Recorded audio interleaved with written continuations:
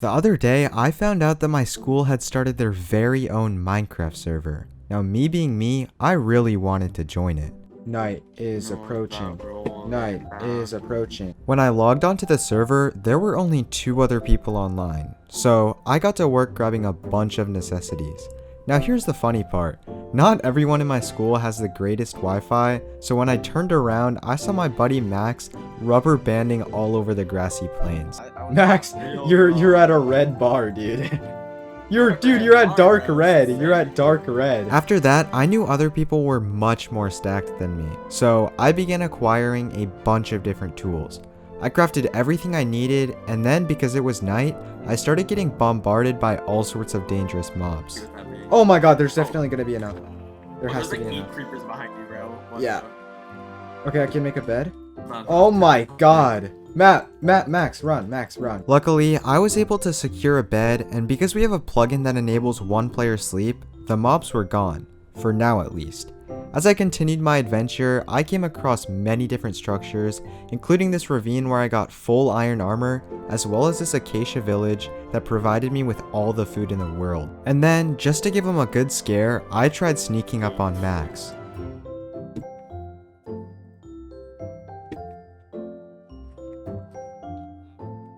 Was he Parrot? What? You thought I didn't see you crouching, bro?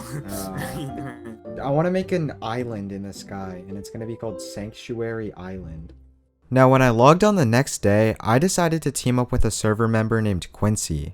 If you're a veteran on this channel, you've seen him in videos like this, and this, but in case you didn't know, he's insanely good at Minecraft. He actually told me that he had found the coordinates of a kingdom known as the Crush Kingdom. The Crush Kingdom is really the only powerful nation on the server, so Quincy and I decided that we wanted to make our very own nation. But first, we would need to take down the Crush Kingdom ourselves.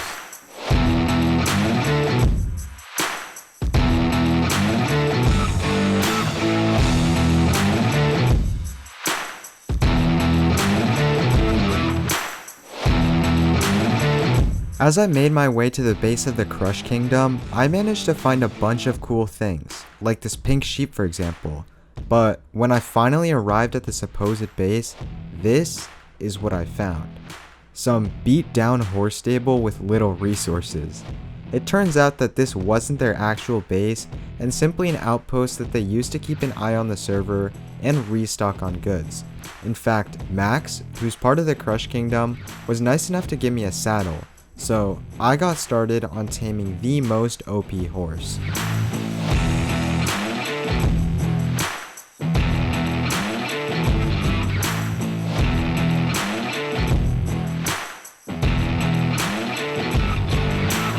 Luckily, after a while, I had managed to find an insanely fast horse. Somehow, Quincy had literally tamed one with the best stats even possible, but as long as we could travel relatively quickly across the server, it didn't really matter. Now, we had 2 objectives. First, we needed to find a really secure and strategic area of the server to set up our base, and second, we wanted to find the official headquarters of the Crush Kingdom. And after searching for nearly an hour, we finally found an extremely good location for our base. Situated next to the world border, ladies and gentlemen, welcome to the official headquarters of the Capri Sun Kingdom, the biggest enemies of the Crush Nation.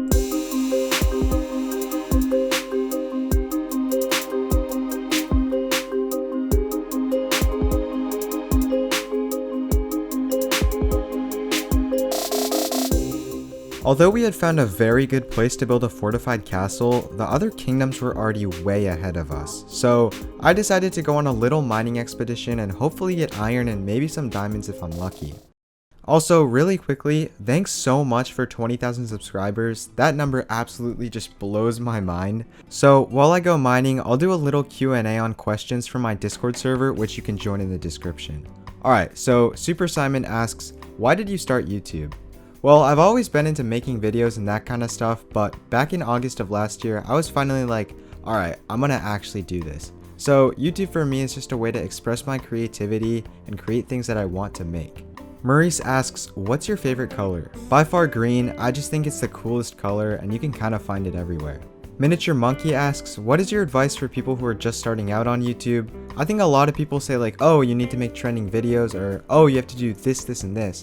But from my standpoint, if you're passionate about what you're doing, then growth will really show itself. Also consistency, YouTube likes it when you post really consistently, so that also helps.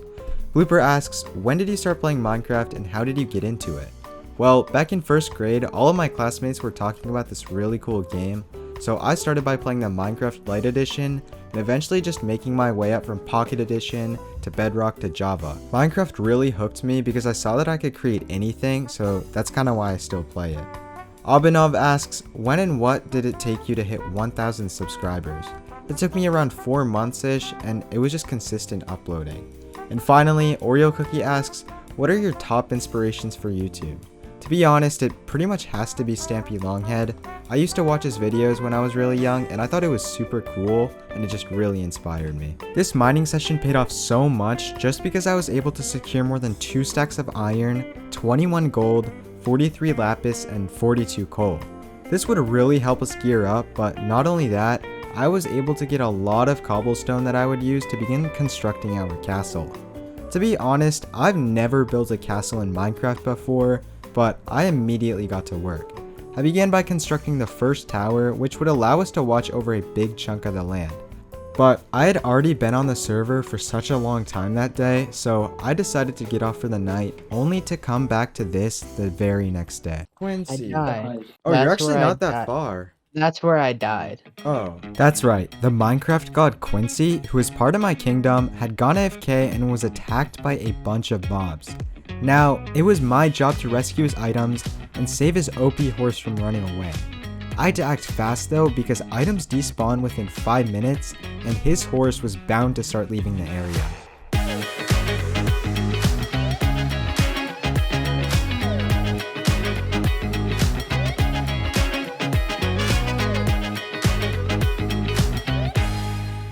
I finally had made my way to the spruce forest where Quincy claimed his items were, and after a little bit of searching, I managed to get really lucky. You should be able to find my stuff. Quincy, I found him! I found him! Oh, you did? Yeah. My horse? Yep. Or my stuff? Wait, horse. really? Yeah. Here, I'll DM you horse. Let's go. Oh, I was so close to where I died. Oh, I found it, I found it, I found it. Let's go. Here, I'll put it all in a chest.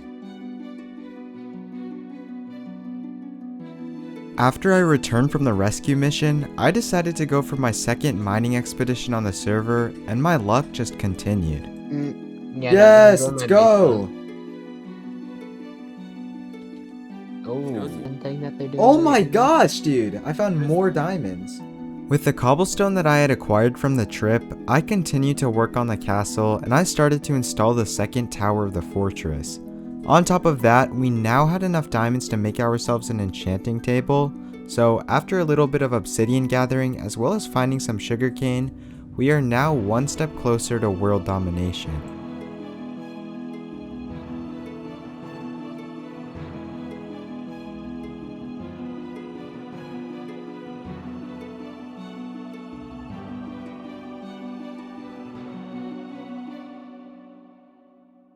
But the very next day, we logged on to find that all of our diamonds were missing.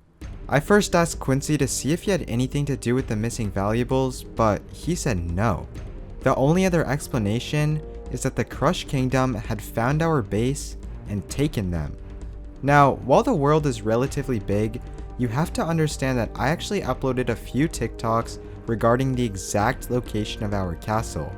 So it's actually very likely that the opposing nation had watched one of those TikToks and found the coordinates of our base.